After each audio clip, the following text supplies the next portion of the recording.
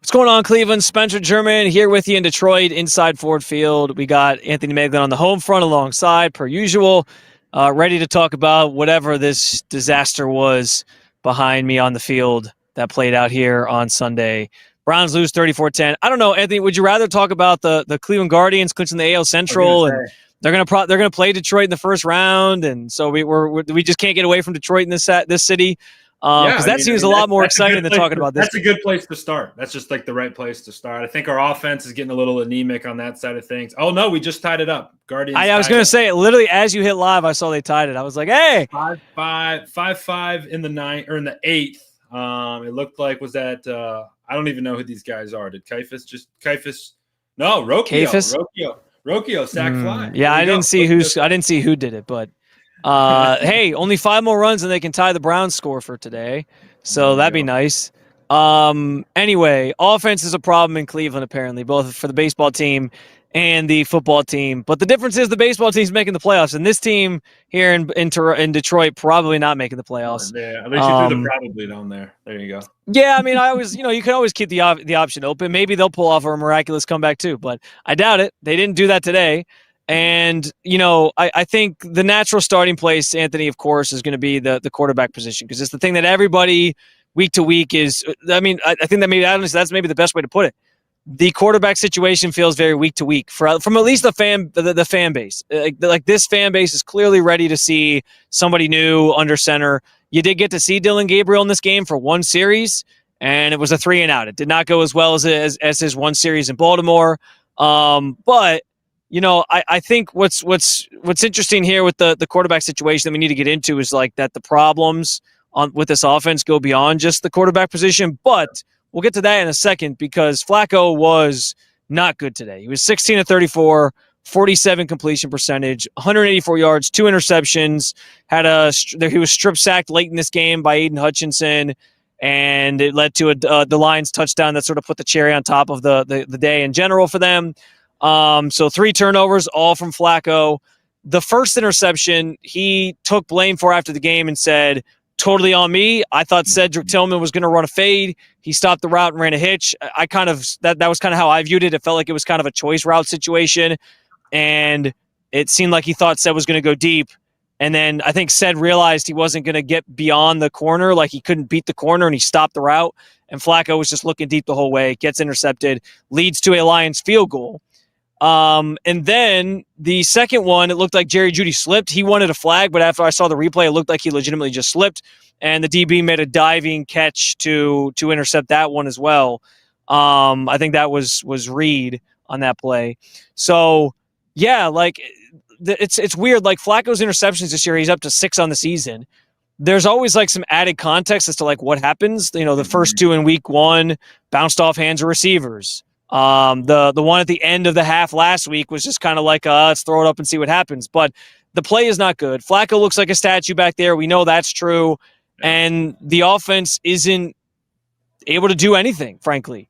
And as long as that continues to be an issue, people are obviously going to be clamoring for a quarterback change. It's just kind of the nature of the beast. Flacco didn't hide from that at the game. He said, I know what I signed up for. I knew this was an open competition. I know that you're getting evaluated every single week. But it does sound like Kevin Stefanski's he's remained adamant that he's keeping Flacco the starter. He basically said, I'm not focused on a quarterback change right now. So that continues to be the theme. But man, like it's hard to deny that the quarterback position is certainly not in a good spot for this team right now. I think that's obvious from everybody watching these games weekly. Yeah, and I would say the 2 interceptions, especially that first one, those 2 really aren't the problem for me. The problem is like when the Browns get the ball backed up, maybe inside the 20 or at the 25-yard line, you have no confidence that this team can move the ball at all, like let alone score touchdowns. Let's get first downs. Like, can they even move the ball enough to get a first down? And like, that's kind of where the bigger issue is to me. He looks scared. He looks rattled, just not confident in what he's seeing. And like, yeah, I think part of that is his receivers aren't getting all that open, and DBs can play them tight because the Browns' offensive line is horrific, and they know that he's only got a couple seconds before he has to get the ball out. And you saw like when he held on to it today, like Aiden Hutchinson was getting home, Tyreek Williams had a big day in the interior, and all these guys were just kind of hunting, and he's not going to move. He's going to stand right exactly where he's at. Like the problems are so vast with him, and it's such an interesting conversation because like he drops back, and even when there's a chance to throw the ball down the field, it is just kind of like a lot. Like he just kind of like lobs it up. Like there's never a ball that comes out of his hands right now that he throws with like any conviction. Like, oh, that came out of his hands. Like at least from my perspective, when I'm watching it, like you can tell the hope balls compared to the balls where you're driving to somebody that's open. And, there's just none of that in this offense. Nobody's open. They're doing very little things well outside of just handing the ball to Quinshon Judkins. Like the only bright spot on this team. And, it's I think your point though is big one. Like, I don't know that a lot of this stuff gets fixed by going to Dillon Gabriel. Like, I think this offense has got a ton of problems. Definitely, and quarterback is obviously paramount amongst them all. Yeah, and I think maybe a good way to sum up Joe Flacco experience to this point, 4 weeks in, is that, a couple of years ago when he was here in 2023, he was asked about, being an older quarterback in this league or something like that. And I remember him sort of laughing and being like, I mean, listen, I'm only 38. Like, some of you in the media are like older than me. Like, I'm still like 38 really isn't that old in terms of like the grand scheme of life, but in football, it's considered like ancient, I guess. And he kind of laughed about it. And he was out there still playing at a high level then. This year, at the age of 40, he looks like he's 40. He looks like he's 40. And it's no offense to Joe Flacco. He can't control how old he is. And the fact that he's made it this long, I mean, honestly, 2023 probably bought him 2 extra years in this league, Let's be honest. No doubt. And like, I think he's still appreciated in Cleveland for what he did that year. I think he's appreciated for trying to come out here and win games this year for this Browns team. And, put on a good, a good face and try to just go out and battle every week. I think, that's pretty evident that he's trying his damnedest to lead this team and have it be successful. But the results just aren't there. And it starts certainly with the quarterback position. He's not the same guy he was 2 years ago. I don't think he's seeing the field as well. And then when he is seeing the field well, he's hindered by other things. And that's the point you bring up there at the end of your comments is the issues with this team go well beyond Joe Flacco. He's part of it. He's maybe the biggest part of it because quarterback always is. But let's face it, like drop passes. Jerry Jeudy had a couple of those today. One on a 3rd and 7 in the fourth quarter. The game was probably already out of reach. It was 27-10 at that point after the punt return. But he had a drop on 3rd down again that would have kept a drive alive. And I thought he was poised for a big game because in the opening drive of the game, he caught that 33-yard pass to set him up at inside the 20 in the red zone, and then it leads to a touchdown. I was like, all right, the Jerry Jeudy game incoming. Here we go. And then he had a couple drops. Harold Fannin, one play before that 3rd down play I mentioned, he had a bad drop, and he's a rookie. You can forgive that a little bit, but like Jerry's almost inexcusable at this point because Jerry is supposed to be the one guy you can depend on in the passing game for this team, and he's just not there. It's those things. It's like Jerry slipping on the one interception, Cedric and Flacco not being on the same page on the one play. It's just the issues continue to persist beyond just the quarterback position. And there's no bigger issue, I think, with this offense right now, Megs, than the offensive line. Yeah. Every play, it seems like there's somebody in the backfield. Cornelius Lucas was a turnstile today. There was a couple times where they left him one-on-one with Aiden Hutchinson. It ended poorly every time. And then even when there was times where he was getting a chip from like a tight end, like Harold Fannin or something, he still was getting beat by with some help. He was still getting just absolutely destroyed. In his blocking with Aiden Hutchinson. It was awful. I wonder after the fact if they put Cornelius Lucas over there because they trusted him more against Aiden Hutchinson than they did KT Levinston, because last week obviously Cornelius Lucas was on the other side. Now I almost wonder if they would have been better off trying the opposite.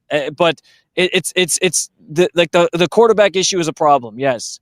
But do I think that moving to Dillon Gabriel fixes this offense? Absolutely not. I mean, I get why people are anxious to see a rookie, but the problems are going to continue as long as this offensive line is a mess and there's injuries and they're inconsistent, and as long as guys are dropping passes, it doesn't matter who's at quarterback. It's going to continue to be an issue. It's going to continue to hold back this team. The problems they have go beyond just who's throwing the football. Yeah, and for me, the drops were the most disappointing. And Jerry, it's like I don't know if you could see it. I don't know how close you were to a TV, but like after his one drop on that, he ran a really awesome route up the left side. It was right on the Browns bench, and he had, he did like a double move that he shook off into a comeback, and it was a decently thrown ball, and he had to like jump to catch it, and the DB like stayed in the play and like pushed it out right as he was getting to the ground, and he like smacked the ground and like punched it, and then he had after his third down drop, which was a big play in the game in my opinion, because it was going to be a big play for the Browns. Like the DB covering him actually left the game on a cart. I don't know what the status of him was, but it looked like his knee got him pretty good. Like if he hyperextended it or maybe did something worse, I don't know. But had Jerry caught that and just comes down with it, maybe he doesn't score, but maybe it's a big play down the field. And that's the disappointing part, because it's like everything has to go so right for the Browns. And when it does go right, like everybody has to execute at the highest level every time. You're never on this offense, the way it's built, the way it's structured, you're never going to get a play where somebody makes a spectacular play and makes everybody else right who was wrong. It's the completely other way around. It's like everyone has to be so perfect and so precise just to get a first down. And that's the part that really sucks, is that it's like, dang, they have to do everything. It costs them so much energy just to move the sticks, and that's the painful part. And there's no fluidity to it. And I think the last thing I'll say about it is, like, you mentioned about Joe Flacco in his press game or post game, which you can find on our YouTube channel. It just went live, so jump in and watch it. But him talking about, I know this is a quarterback competition, I know I'm being evaluated. That kind of doesn't contradict. It actually does. It contradicts the message that Kevin Stefanski just relays to the media, because that tells me that behind closed doors and not in front of a microphone, they're evaluating things, and maybe there is sort of a plan. Because if Joe's feeling that, and he should be feeling that tells me that there's some communication going on behind closed doors, which kind of needs to be, in my opinion. Yeah, I mean, I don't know if they're like telling Joe like, "Hey, you better play better. We're gonna make." But I think more so he understands, like, this whole thing started as an open competition. So understanding that, like, you kind of go. I think when that's the case, you kind of go into the year anyway knowing, you have to perform at an even higher level, because if it was an open competition from the beginning, those guys are kind of constantly lurking behind you.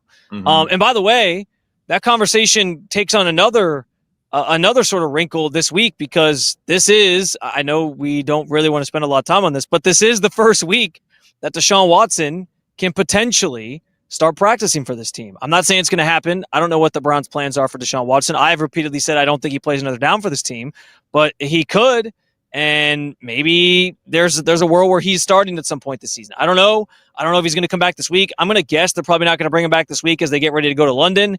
But like this is the first week he'll be eligible to actually start practicing again, and that's another thing that sort of looms in the background about the quarterback position. But yeah, I mean, you highlighted everything so nicely, Megs. There's just a lot of issues with this team right now. Appreciate that, I want to be clear. It's not that I don't think a quarterback change is needed. And it's not that I don't think a quarterback change isn't coming. It is. It's inevitable. They will make a quarterback change at some point, especially if the offense continues down the path it's going down. But the idea that that's going to fix things, I think, is patently false. And honestly, it's probably part of the reason why they hope they can probably prolong Flacco being out there at least a little bit longer, because they don't want to put a guy out there like Gabriel or Shador and put them behind an offensive line that they're just going to get beaten and bruised and break. Like, look what's going on in Houston right now. People are worried that the Texans are going to ruin C.J. Stroud because his offensive line is so terrible. And so on some level, you do have to think about setting your quarterback, whoever it is, up for success, especially as a young guy. And so I just don't know that. I don't think it fixes everything. I think they are going to be sort of cautious with that to a degree. But yes, a quarterback change is coming at some point. It's not that I don't think it's necessary. I just don't know that it's something that's in the cards for the team right now. And I don't think it's going to solve the problems on offense, because the issues are vast and they go deeper than just the quarterback position. And some of these issues they can't fix this season. Like the offensive line, they can't fix the offensive line this season. You're sort of stuck with who you're stuck with. And you just got to hope they get better. That's we got to overhaul this in the offseason type thing. And I'm curious how that overhaul goes, because you have, let's see the guys you have on roster right now. You have Zach Zinter, who's been in and out of injury, but you have Zach Zinter and Luke Whippler, who are two younger guys who you're going to want to see, because like not only is the overhaul going to happen, but all these guys are on like the last years of their contracts. Yeah. So it's going to be it's going to be 5 in, 5 out type of a thing. And especially with DeJuan Jones now being on his third knee surgery, that isn't good. And he was one of the guys who we were counting on this year, and looking forward into next year, who's going to be one of those guys. But like, you can't trust that. And what I will say is this: the thing that gives me confidence is that the Browns have overhauled their defense and had done so very quickly and made a defense that is one of the best, if not the best in all of the NFL. There's nothing to say that they have to have an equally good draft next year, but you could flip some things around and do so pretty quickly. Like, you get a couple of really good rookies in there, and then jump in free agency for some depth and maybe your final piece, and then you're looking at a brand new line, and now you're set. Your foundations are set on both sides of the football, and you feel a lot better about things. But like that's a long road. That's a long road, and you're just. There's ways that this bad season could go. I think we're on a path of this is the worst possible way of this, of like, hey, there's like nothing good on offense outside of Quinshon Judkins and maybe Harold Fannin on some days. Yeah, and I want to remind people too, with the quarterback thing, it would be stunning to me if they made the change this week with the team, 3 days away from flying to London. Like that you want to talk about like avoiding a situation where you put your guy in a bad spot for his first start. That is the definition of that. So I think this at least goes on into week 6, this conversation. It could go on into week 7 if they don't want to start him in Pittsburgh either. So we'll see. But yes, I know it's a conversation. I know it's going to continue to be a conversation. It's going to come, but there's just a lot more wrong with this offense right now. You brought up Quinshon though. He was the one bright spot once again. I feel like we were like basically, I feel like honestly, Megs, like if we didn't watch the Browns game next week, and then we just jumped on into a post-game video, we could probably just like regurgitate the same storylines. Hey, they need a quarterback change. Hey, Quinshon Judkins, he was pretty good. Hey, the defense kept them in the game like they've done the first 4 weeks. I'm dead. We should honestly at some point this season just try it. We should just not watch the game, not pay a lick of attention, and then just like regurgitate the same storylines, and then go back and watch the game and see what we got right and what we got wrong. Yeah. Yeah, it's like bingo, or whatever. So, yeah, so Quinshon was the one bright spot. 21 carries, 82 yards, I believe it was. Yes. And I thought once again you saw like there's some life there. There's something there for the Browns. But I think Joe Bitonio kind of talked about after the game. I asked him about getting the run game going, and if they saw some optimism there. And he said, yeah, but we got to find ways to create for him even more. And it's just been an issue. So you see that the offensive line is a struggle in both the run game and the pass game, even though Quinshon is kind of the silver lining in all this, that you have a damn good player there for sure. Yeah. You absolutely do. And the fact that, the Browns are down 10 points or 17 points and they're starting their 2-minute drives or their quick drives, and all they can do is run the ball. And like, that's what they're trying to do. And it's like, okay, good. We get it. Quinshon's good. But can we do something else? Get him the ball in other ways. They hit a couple screens to him, which was awesome. But, what brings up a curious part to me is like, we were so excited to see how him and Dylan Sampson kind of live together and try to really mimic what the Lions have and Jahmyr Gibbs and David Montgomery, that Sonic and Knuckles type thing, that lightning and thunder situation. And really, since Quinshon's been back, it's just been Quinshon. Dylan comes in every once in a while. He had 1 carry again today. He had 1 carry last week. And that's not what you were looking for. Remember in week 1, he was one of the hardest guys to bring down. His elusive rating or whatever the heck it was through the roof. He was impossible to tackle. They were getting him the ball in a number of different ways. So I want to see that continue to grow. Obviously, that's tertiary to the other problems they have on this offense. But it's a just good word by you, by the way. Yeah, you like that? You like that, Pool? Tertiary. Tertiary. Add that word. But yeah, Quinshon obviously really good, and like that's where another guy, Isaiah Bond. Isaiah Bond was solid today. Two tough catches, which I thought was really good for him. That's a fair point. I didn't mention Isaiah Bond, but he was effective today in a couple different spots. Caught 3 passes for 58 yards. Had a pretty big one for 35 yards on the day as well, and he had a big one on that first drive of the game for 16 yards, I believe it was, going across the field, laid out for it. So sort of another small bright spot. But I just think even with Isaiah Bond, like the receiving talent's just not there. But yeah, Quinshon's something that I think continues to be a positive for this team. It's just how much can they really lean on him? How much can he really save the Browns offense? I think we're seeing on multiple fronts that it's not just like a one-person problem here, and that's also something Kevin Stefanski alluded to after the game today. Speaking of run games, the Lions obviously made some headlines this week when their offensive coordinator John Morton said that the Browns hadn't seen a run game quite like theirs. Can we say he was right? I think he can. I think we can say he was kind of right. They generally did a good job bottling up, specifically David Montgomery. He only had 12 yards rushing today on 9 carries, but Jahmyr Gibbs, he was a problem today just in general, running the football. He had 91 yards, 15 carries, 6.1 yards per carry average, which is very, very good for those keeping score at home. I still think in general, I mean, especially after a game where last week the Lions put up 240 yards rushing, I think it was, against Baltimore. I think you can say, they did a decent job in general of like limiting the damage from those two guys. But Jahmyr Gibbs was a Rubik's Cube for this defense today. They had a hard time trying to stop him, and he certainly ripped off some bigger chunk plays that were a big momentum boost for the offense. I would say that's probably the one negative from the defense today, is that Jahmyr Gibbs did find some places to run and make some plays. Yeah, no doubt. But I would also say, like, hey, you hold a team to 109 yards rushing, like that's a decent day. It's not your best day. But that's a solid day, and I agree. I think that this is. By the way, Gibbs 91 rushing yards is more than any one team has had against the Browns this season. So I think it speaks to the talent that he is. So in some ways, John Morton was right, but I think the Browns still did generally a good job of bottling those guys up. Yeah, but also too, his outlier is a 24-yard gain. So take 24 yards off that. I'm not a math guy, but I think that's 67 on 14 carries, which is okay, right? But like, you never take that outlier away. It happened, right? But like for the rest of the game, you're doing a decent job on him, and he's just a really good runner. He's just a very, very good running back. And what impressed me more is the Browns would get they got a couple nice stops in the backfield, but the Lions' offensive line is just really strong.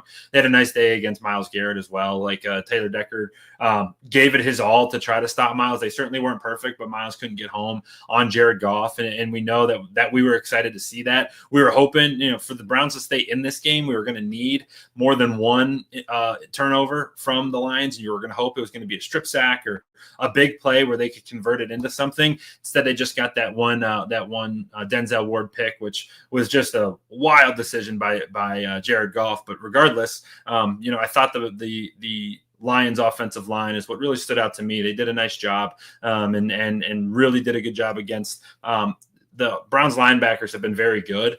Did a good job getting up to them and making their life pretty tough all afternoon. Yeah, and listen, I mean, we could wax poetic about this defense all day. I was getting texts from people who cover this team, and they were saying this Browns defense is legit, like they're good. And I was like, yep. And my response back was basically, it stinks that it has to go to waste every single week because it is a legitimately elite defense. I think we might. I don't know if I mentioned this specifically on here yet. I think I mentioned it to you, Megs, before we started. But 24 of the Lions' 34 points. Actually, I might have mentioned it already. It's been a long day, and it's already been a long 23 minutes talking on this show. But 24 of the Lions' 34 points came off of turnovers from the Browns' offense or a special teams play, which we haven't even gotten to yet. We got to get to that too. In general, so that's bad. That's bad. You gifted them, and maybe not gifted because there were some longer field. There was at least one longer field on the first interception that led to a field goal. But you basically gifted the Lions, 24 points off of your mistakes and miscues.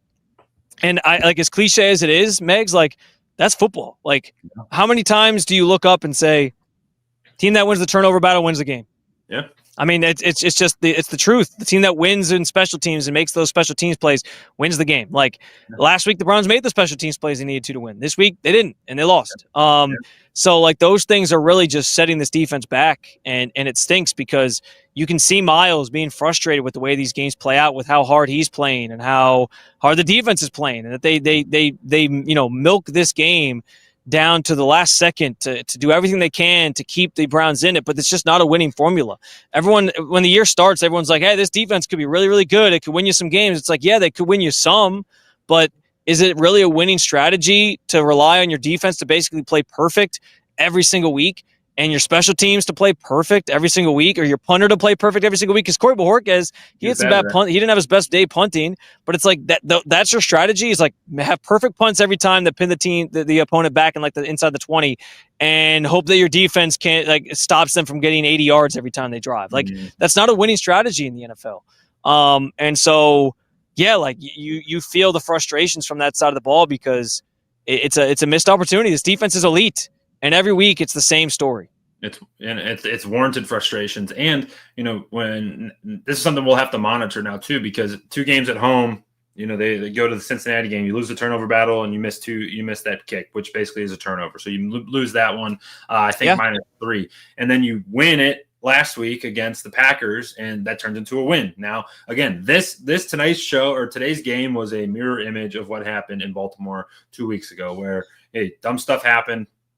Offense sucked, bad special teams, and a blowout ensued. Again, same exact thing. Get off to a decent start. You actually called it, right? Brown's opening drive was freaking awesome. And then it was like not even downhill from there. It was like a cliff drop. I almost called the score too. I was a touchdown for the Browns off, and I was a field goal from the Lions off. But I was close. And that's like Cincinnati. You almost nailed it perfectly too. You're on to something. Yeah, it was setting up that way. I'm still mad about that one. Yeah.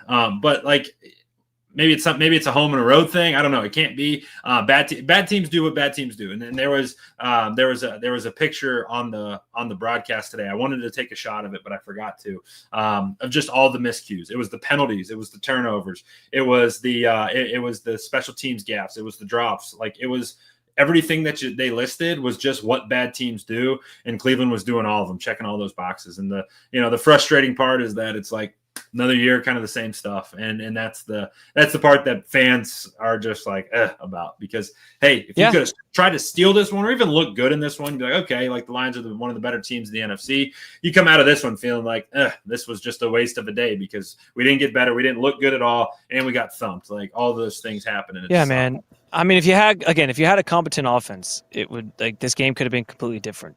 It was 20-10 going into the fourth quarter. Like you were only 2 possessions down. You kick a field goal, you make it a 1-possession game. And they honestly, like the Browns had that chance to kick that field goal before the punt return. Like it was a missed field goal which this goes exactly to what I'm saying. At the end of the third quarter, it was a missed field goal. Yes, this goes exactly to what I'm saying. This is exactly what bad teams do. They get their first chunk play of the game. Isaiah Bond makes an awesome catch up the sidelines. Big chunk play. You're in plus territory. 1st and 10. You take an immediate false start or delay game, and they go back 5 yards. Then you lose a yard on the run, and then you throw 2 incomplete passes, and now you're kicking on 4th and 16. You're kicking a 56-yarder instead of moving the ball a little bit more, or instead of just kicking on 4th and 10 and making a 50-yard field goal. Like that's what bad teams do, well, and that's what they were doing. Right. Well, and after the missed field goal, like the Lions drove down and they had a chance to score, and then they didn't convert on 4th down, so they turned it over on downs, and it was like, okay.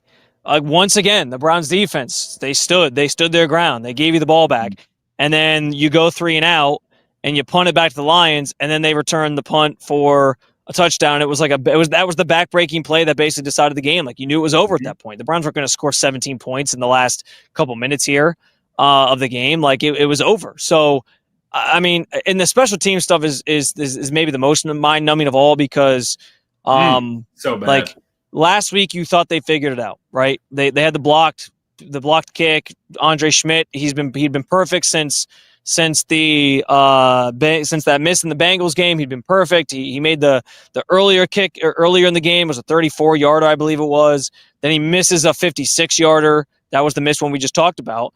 And what's crazy is like special teams. It was a 10-point swing just off of special teams within like 3 series. It was the missed field goal. Lions turn it over on downs, give you the ball back, you punt, and then it's a touchdown for them. So that's a 10-point swing in like a short span of time from when the Browns first got the ball, or since when the Browns missed the kick with like 1:25 to go in the third, and then they returned the punt back for a touchdown with about what was that? I can't find it now on here. What the heck is that? I guess it was like 1450 or 1340 in the fourth quarter, so early in the fourth quarter.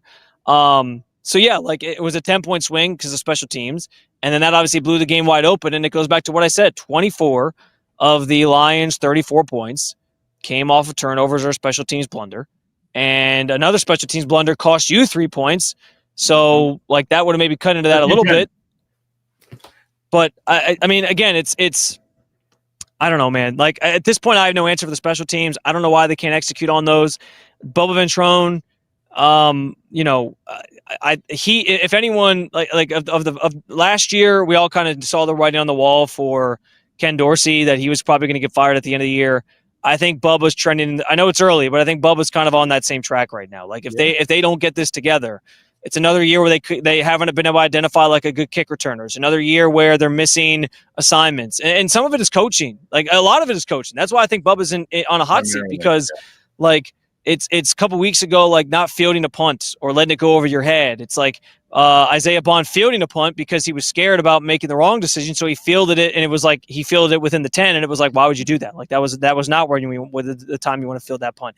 It's just the little things. I know he's not a kicking coach, so you can't like blame him for the kickers missing kicks all the time because kickers got to make the kicks at the end of the day. But at the same time, he also is the main guy evaluating like who's our kicker. Yes. So there's just a lot of questions there. Special teams continuing to cost this team is basically inexcusable. And I don't know if there's anybody in Cleveland who is more likely to get fired at this point than Bubba Ventrone. It's another year where the special teams just aren't special. Yeah, nice. No, it's you're dead right. I just said it today earlier. Like penthouse last week, outhouse this week, outhouse again this week because the special teams is just bad. This is the only way to say it. It's horrible, and it's a third of the game, and you see games flip. I mean, we experienced it firsthand last week. Special teams can flip football games, and the Browns continue to just have a bad group in that category, and it sucks because it certainly wasn't the reason for today, but it didn't help things. The Browns were still trying to hang around, and then that punt return was nails in the coffin, and that was a wrap. It's frustrating, especially because Bubba has proven that he can do it in other places, and the Colts had one of the best special teams. Yeah. And he came here, and it's just been bad. It's been really, really bad, and it's really frustrating to watch. Yeah, it's been a disaster for sure. Not great, but the same problems, different week for the Browns, and now they get ready for a week where they head to London. They'll fly out on Wednesday. I think there's going to be something going on Wednesday in Berea first, and then they'll head out, and then they get ready to play the Vikings at 9:30 in the morning on Sunday. And sort of an abnormal week, obviously. What do you think? What do you think of international games? Do we like them? Do you dislike them? What's your take on them? I don't like them because it's American football. Like it's our sport. Why are we catering to these other people and putting games at 9:30 in the morning? You know what I mean? Ladies and gentlemen, I mean, at the end of the day, it's all about the mighty dollar for the NFL. So they're like, hey, we can get more money in Europe. Sure, let's do it. Why not? Or other places, South America. They've been other places too. I don't know. Run for president on that. Sounded like the Dublin game was like. I saw people talking about how awesome the crowd was in Dublin. I saw like Cam Hayward said something about it. So cool. I don't know. Yeah, I mean Dublin. Are we surprised? Like all these Irish folks showing up, they're probably they're probably like expert tailgaters out there. So I'm sure they were. Yeah, pretty, expert tailgaters. They just bring Guinness with them everywhere they go, and then they wear jerseys of teams that aren't even playing and whatever. I will say that. I will say this: the one cool thing I watched the whole game. The Steelers were the home team, and they rolled out this remember how the Browns in the end zone did the dog pound flags where they would roll them up and they spelled them wrong. They did a terrible towel one, but it was a Irish flag, some kind of a version. Oh, that's cool. Yeah, that is kind of cool. It was like a 50-yard flag. It was pretty cool. I will say it was pretty neat, and of course. The Steelers are up to their Steelers voodoo magic, and they're 3-1. And feels like for what's going on live with us right now, wait, did you see what happened with the Guardians? By the way, I just saw a text. Guards. They were down 8-5. They gave up a 3-run homer in the top of the 10th, and then they just scored 4 runs, and they hit Brian Rocchio hit a home run. To score 3 runs, and they won 9-8. That is the one. Rocchio hit a 3-run homer, That's what I said. Well, I said 3-run homer. I said 3-run score. You said 2-run homer. Yeah, they were down 8-6, and Rocchio just hit a 3-run homer. That's insanity. Wow. Like, what the hell? That's how you win a division. That is how you win. I mean, they already won the division, but that's a nice cherry on top, I guess. Dude, I like the people got to be going crazy. That's a pretty wild comeback at the end of the game there. That kind of is a microcosm of what they did to get to this point, I guess. But hey, no. At least Cleveland fans have a win to be excited about here on a Sunday. Jerem, last night them winning on a walk. Getting into the playoffs on a hit batsman, it was awesome. That was the most Guardians thing ever. Their offense is terrible. Their offense is terrible, and then all of a sudden their offense explodes today. And I don't know. Again, it's a microcosm of the comeback they made. But anyway, this is not a Guardians podcast, so we'll leave the Guardians. If you want to find Guardians talk, you can go to Cleveland Guardians Roundtable over there. I think Brendan was posting some good stuff over there about the Guardians and all the games this whole weekend. So pretty crazy. But yeah. These Cleveland fans have a win to be excited about on a Sunday. If you have any interest in putting yourself through the misery of reading about this Browns team, head on over to roundtable.io/sports/NFL/Browns. That's probably the worst pitch for our site ever. But also hang out here at the YouTube channel. As Meg said, Joe Flacco's press conference, Kevin Stefanski's press conference, Myles Garrett's press conference. Even Joel Bitonio are up on our YouTube channel as well, where you can see what they had to say after this loss, and more content like this. Our pregame hit, where you can find out how close I was in predicting the score today. And yeah, we'll be back with more coverage throughout the week. Obviously, by the way, Vikings undefeated in London. Just saying. Are they? Yeah, undefeated in London. Found that out today. So just saying. Not a good way to start the week, but we'll have you covered. Two teasers for our show this week. One, I have a take about you brought up the Texans. You brought up. We're gonna drink tea on the show. We might. Let's do a tea party. Biscuits. I'm down. I'm down with that. Anyway, I have a question to ask you on Wednesday about the Browns, Texans, Deshaun, that whole thing. And two, the Vikings are beatable, and I'll say that they're shutting the lights out on you. Okay. The Vikings are beatable. What a way to end the show. Yeah, we'll have more coverage for you per usual with the Cleveland Browns Roundtable. Keep on following along throughout the week.